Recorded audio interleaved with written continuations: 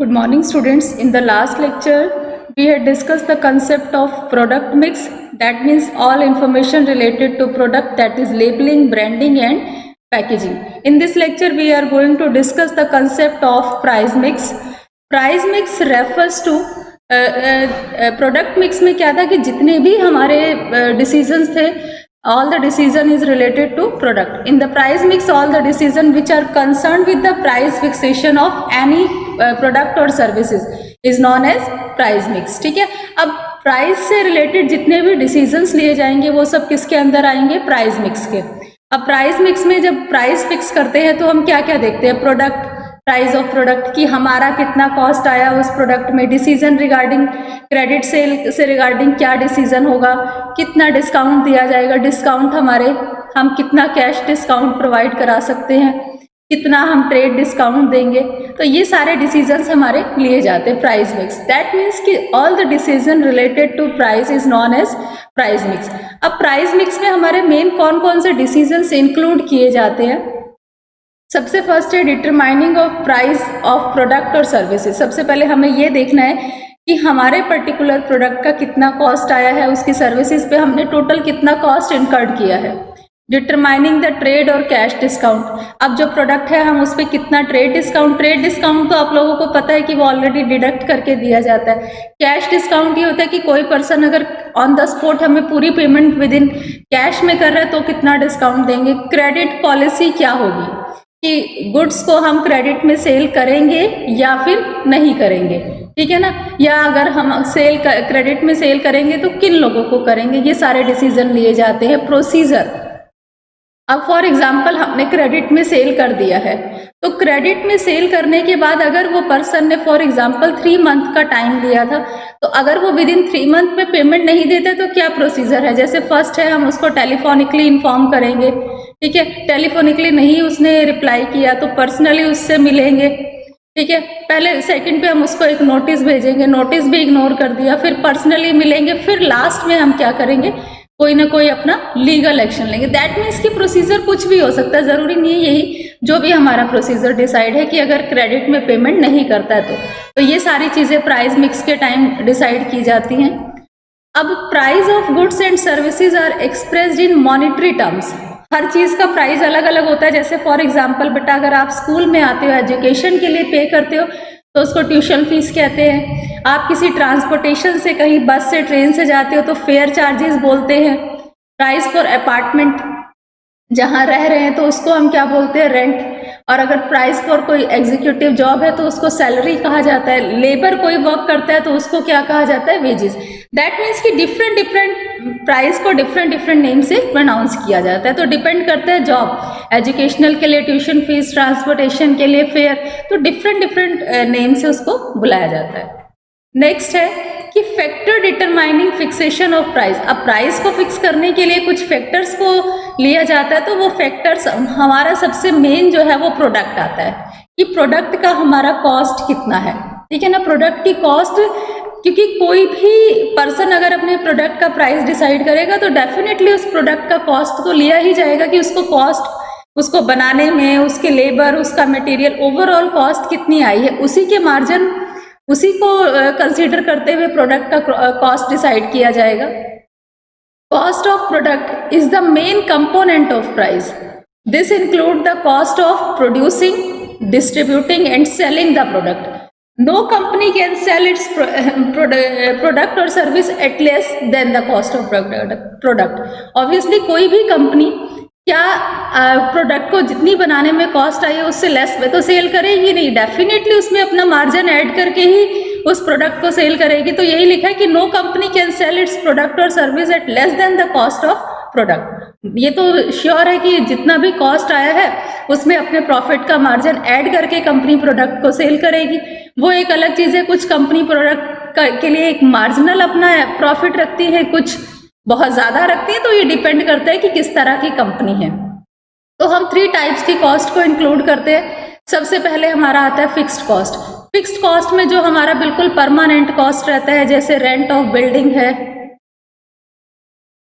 ठीक है ना, और हमारा जो सैलरी जाता है स्टाफ को, सैलरी ऑफ स्टाफ, इस तरह के जो हमारे कुछ खर्चे होते हैं जो हमारे फिक्स्ड कॉस्ट होते हैं, ये भी इंक्लूड किए जाते हैं। दूसरा वेरिएबल कॉस्ट, जिसमें हमारे चेंजेस आते रहते हैं, जैसे हमारा मटेरियल है, लेबर है, ये सब क्या है, हमारी वेरिएबल कॉस्ट है। सेमी वेरिएबल कॉस्ट हमारी क्या होती है, जैसे फॉर एग्जांपल ये कभी कभी वेरिएशन आते हैं कभी नहीं, जैसे कि सेल पर्सन है, उसकी सैलरी तो 25,000 फिक्स है, ये तो फिक्स है, लेकिन इसके साथ साथ वो कुछ कमीशन ले रहा है, जैसे 7%, 10%, 5%, तो ये हमारा कभी कभी इसमें चेंजेस आते हैं। तो जब हम प्रोडक्ट का कॉस्ट डिसाइड करते हैं तो फिक्स्ड कॉस्ट, वेरिएबल कॉस्ट और सेमी वेरिएबल कॉस्ट को इंक्लूड करके फिर हम प्रोडक्ट का प्राइस डिसाइड करते हैं, और उसमें हमारा जो प्रॉफिट का मार्जिन होता है वो ऐड होता है। तो इस तरह से प्रोडक्ट का कॉस्ट डिसाइड किया जाता है कि जितनी भी फिक्स्ड कॉस्ट हमारी इनकर्ड हुई है, जितनी वेरिएबल कॉस्ट है, सेमी वेरिएबल कॉस्ट है, सबको इंक्लूड करके फिर हम प्रोडक्ट का प्राइस डिसाइड करते हैं। Second is utility of demand. Definitely जो प्रोडक्ट का जो प्राइस है वो उसकी डिमांड पे डिपेंड करता है, क्योंकि आप लोगों को पता है जिस प्रोडक्ट की जितनी ज़्यादा डिमांड होगी प्राइस उसी के बेसिस पे डिसाइड होगा। तो अब देखो सबसे पहले क्या है, as the lower limit of price is decided on the basis of product cost, है ना। सबसे पहले जो लोअर जो प्राइस है वो उसकी पर्टिकुलर प्रोडक्शन पे कितना कॉस्ट आया, और जो उसका मैक्सिमम प्राइस है प्रोडक्ट का वो उसकी यूटिलिटी पे डिपेंड करता है and intensity of demand.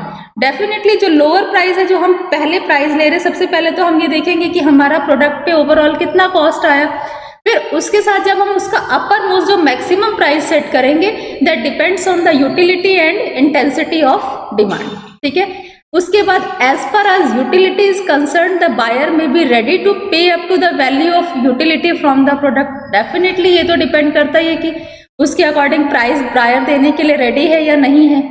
Next आता है elasticity of demand also plays an important role to fix the price. अब बात आती है कि हमारा ये इलास्टिसिटी ऑफ डिमांड होता क्या है। ये हमारा जो इलास्टिसिटी ऑफ डिमांड है ये टू टाइप से होता है, elastic demand and in elastic demand. अब हम इसको देखेंगे। सबसे पहले बात आती है कि ये हमारा होता क्या है डिमांड हमारा।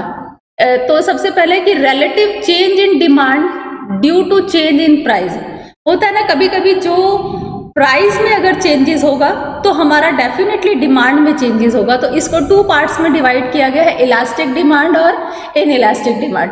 इलास्टिक डिमांड हमारा क्या होता है कि small change in price result in large change in quantity demand. हमने माइनर चेंज किए प्राइस में और डिमांड में बहुत ज़्यादा चेंज आ गए, तो इससे रिजल्ट क्या होगा, company is not in a better position to fix higher price. मतलब कंपनी अपने प्रोडक्ट का प्राइस बढ़ाएगी तो उसकी डिमांड जो है बिल्कुल चेंज हो जाएगी। इन इलास्टिक में बड़ा सिंपल है कि change in price result almost no change in quantity demand, कि अगर हमने प्राइस में चेंजेस किए तो क्वांटिटी डिमांड में कोई चेंज नहीं आएगा। दैट मीन्स कि company is in better position to fix higher price. Inelastic में क्या है कि कंपनी अपने प्रोडक्ट का हायर प्राइस फिक्स कर सकती है। क्यों कर सकती है, क्योंकि प्राइस में चेंज करने से डिमांड में डिफरेंस चेंज नहीं आता। बट इलास्टिक में क्या है कि अगर हमने माइनर भी चेंज कर दिया प्राइस में तो उसकी डिमांड में बहुत ज़्यादा चेंजेस आ जाएंगे। तो इलास्टिक का रिजल्ट क्या है कि कंपनी बेटर पोजीशन में नहीं है कि प्राइस फिक्स कर सके, और इन इलास्टिक में क्या है कि कंपनी अपने प्रोडक्ट का हायर प्राइस सेट कर सकती है। तो ये हमारा डिपेंड करता है डिमांड पे, यूटिलिटी पे भी डिपेंड करता है। Extent of competition in market, product cost set the lower limit of price and utility of product determine the upper limit, ठीक है ना। Actually the extent of commission which fixes the price of product. Competition पे भी depend करता है, और अगर laser degree of competition है तो प्राइस जो है वो हमारा अपर लिमिट तक भी हो सकता है। और फ्री कंपटीशन में क्या है कि चाहे हम लोअर लिमिट तक करें, डिपेंड करता है कंपटीशन पे। कंपटीशन ज़्यादा है तो डेफिनेटली हमें अपने प्रोडक्ट का प्राइस क्या करना होगा, कम करना होगा। Government and legal regulation, definitely it also affects the price of product. अगर कहते हैं कि if the price of commodity and service of is to be fixed as per regulation of government, it should also borne in mind. Government can also declare a product as essential product and regulate its price. Government कह देती है कि essential products है और essential products का price हमारा बहुत ज़्यादा नहीं हो सकता है। प्राइसिंग ऑब्जेक्टिव, देखो मेन जो प्राइसिंग का ऑब्जेक्टिव होता है ये होता है कि हमारा जो प्राइस हम फिक्स करते हैं वो हमारे प्रोडक्ट की कॉस्ट को फुलफिल पूरा निकल जाए, और कंपनी का अगर ऑब्जेक्टिव है हायर प्रॉफिट तो वो उसमें हायर अमाउंट ऐड कर सकती है। बट जो हमारा बेसिक कंसेप्ट होता है प्राइस को डिसाइड करने में, यही होता है कि प्रोडक्ट को बनाने में जितनी कॉस्ट लगी है उतना मार्जिन हमारे पास आ जाए, प्लस कंपनी का अपना प्रॉफिट होता है। कुछ कंपनी हायर प्रॉफिट चाहती है, कुछ लेस प्रॉफिट चाहती है। और कहते हैं apart from profit maximisation the pricing objective of company में इंक्लूड, ऑब्वियसली अगर प्रॉफिट मैक्सिमाइज करना है तो उसके अकॉर्डिंग। लेकिन अब इसमें देखो कुछ हमारे पॉइंट्स हैं। ऑब्टेनिंग मार्केट शेयर लीडरशिप, अगर कोई कंपनी चाहती है कि मार्केट में उसका अच्छा खासा शेयर हो तो दैट मीन्स कंपनी को क्या करना पड़ेगा, लोअर अपने प्रोडक्ट का प्राइस लो करना पड़ेगा। क्यों? ताकि हमारे ज्यादा से ज्यादा कस्टमर अट्रैक्ट हो। सर्वाइविंग इन कंपटीशन मार्केट, और अगर कंपनी को सर्वाइव करना है कंपटीशन मार्केट में तो डेफिनेटली उसको प्राइस जो है वो लो रखना पड़ेगा। हाई प्राइस अगर चार्ज करेगी तो इतने कॉम्पिटिटिव टाइम में कंपनी सर्वाइव नहीं कर सकती है। अटेनिंग प्रोडक्ट क्वालिटी लीडरशिप, और अगर कंपनी को ये करना है कि उसकी जो प्रोडक्ट है उसमें उसकी लीडरशिप हो, बेस्ट क्वालिटी के प्रोडक्ट हो, तो उसको रिसर्च और डेवलपमेंट टाइम टू टाइम करना पड़ेगा कि रिसर्च करती रहे कि मार्केट में किस नए प्रोडक्ट की डिमांड है और उसके अकॉर्डिंग अपने प्रोडक्ट को डेवलप करती रहे।